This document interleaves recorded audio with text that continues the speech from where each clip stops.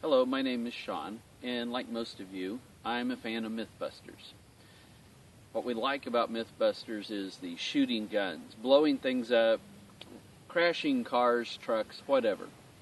Now, I decided that I would do my own episode of Mythbusters, as it were. I really don't have a myth, I just like the idea of trying out ballistic gel, only I don't have any ballistic gel. So, I went to Walmart, picked up 20 boxes of Jello, and mixed it 4 to 1. For every 1 serving of water that you mix, I added 4 boxes of Jello. That way I have a lot denser, tougher ballistic gel than regular Jello. Looking at it, I figure it's probably about as dense as the regular ballistic gel, but we're going to find out. We're going to see if my own do-it-yourself ballistic gel works with my own guns. The first gun we're going to use is a Mossberg 715T, which is a 22. It looks like an AR-15, but it's actually just a 22, called a Plinkster. Anyway, we're going to try that on the ballistic gel.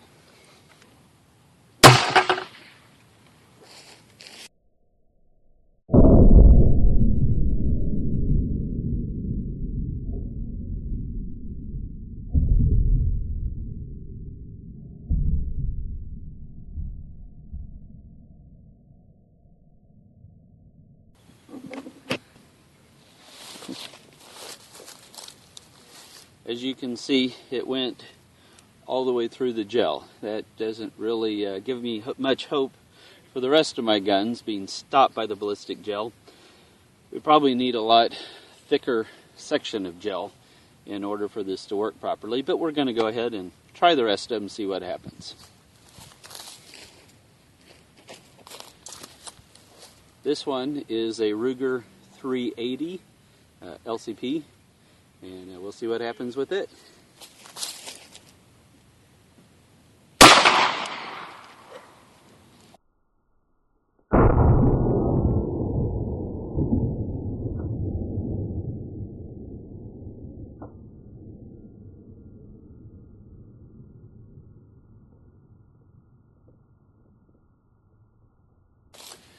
The next gun we'll be using is a Taurus Millennium 45. So we'll see what happens. Maybe one of these will actually blow the thing apart.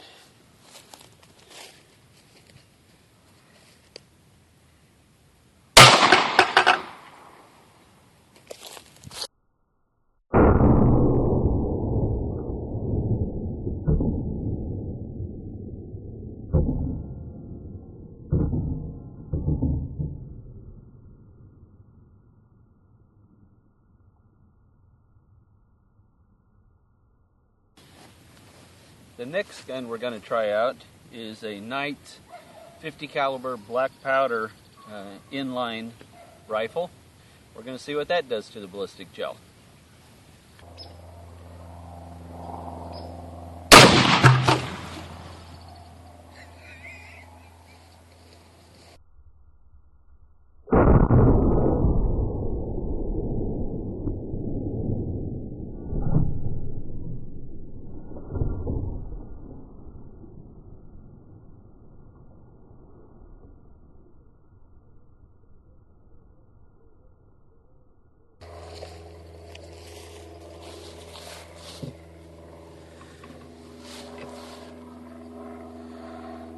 Well, definitely made an impact. Knocked it right off the bucket there. We're going to try one last gun. We're going to try a 30-06 Mossberg and 180 grains. We're going to see what that does to this. Probably split it in half. Let's see.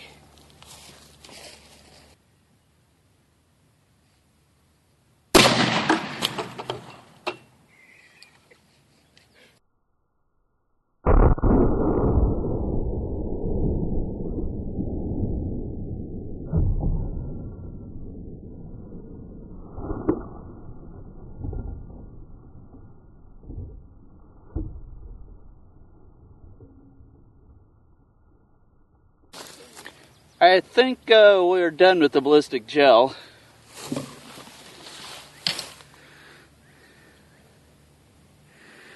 Well, I think we've blown that ballistic gel apart. I don't think we want to eat it. I was going to say that the great thing about this kind of gel is you can actually eat it, but there's probably a little bit too much gunpowder and maybe even a little pieces of lead in there. We don't know. First gun we're going to use today, shooting water-filled jug, is the Mossberg 315T 22. Looks like the AR-15, but it's actually just a 22. And we're going to see what happens when you hit a water-filled plastic jug.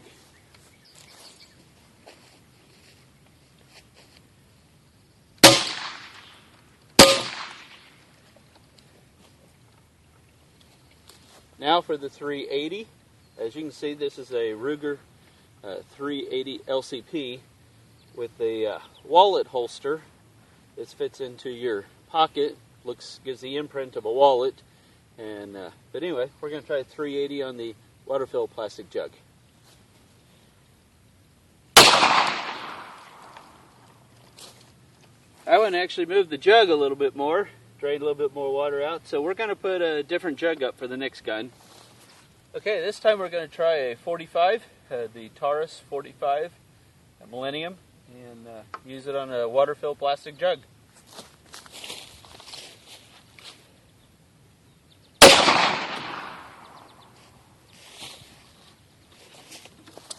Well, as you can see, put a nice hole in it, hole on the other side, drains out some water. We're going to try a new plastic bottle on the next gun. This will be the 50 caliber Knights inline black powder, and we'll see what that does to a water-filled plastic jug.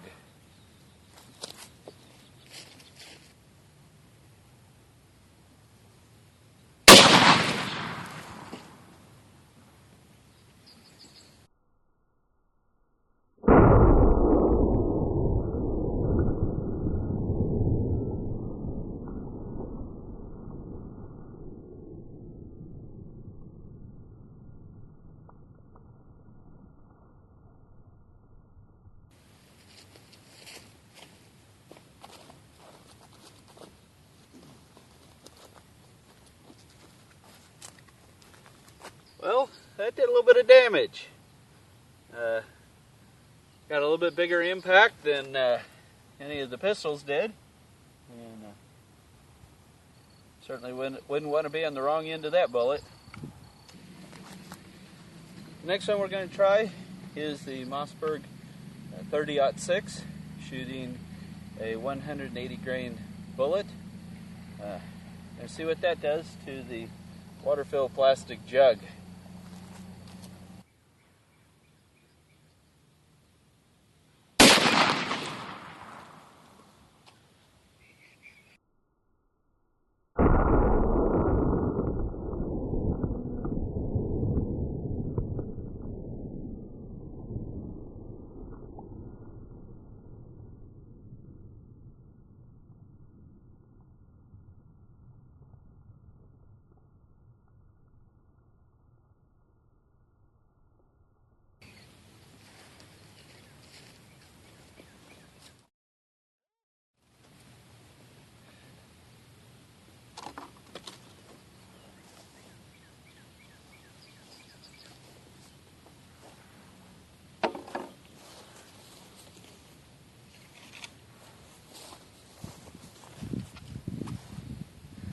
I think the 30-06 wins the competition, don't you think?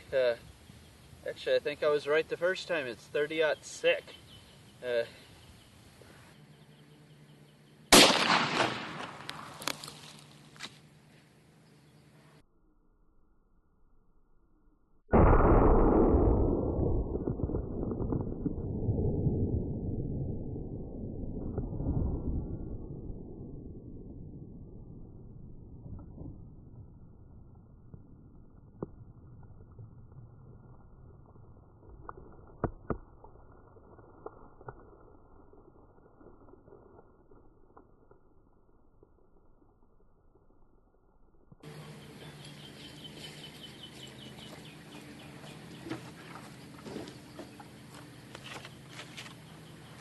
There's parts of it. I wonder where the top went.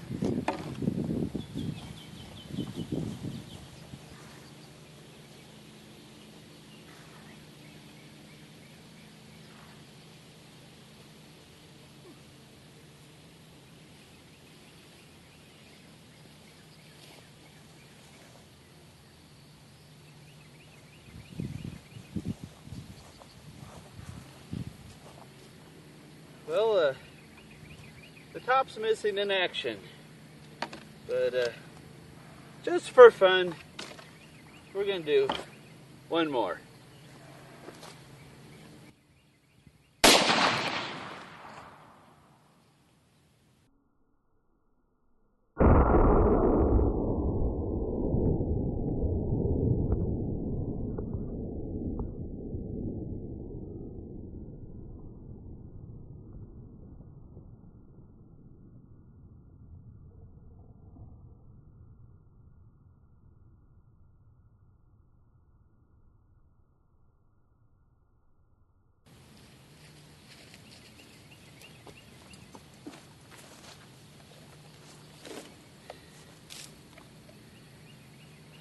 Well, that's the test today. Ballistic Gel. Jello's probably not as good as the real stuff. Water-filled plastic jugs, a lot of fun.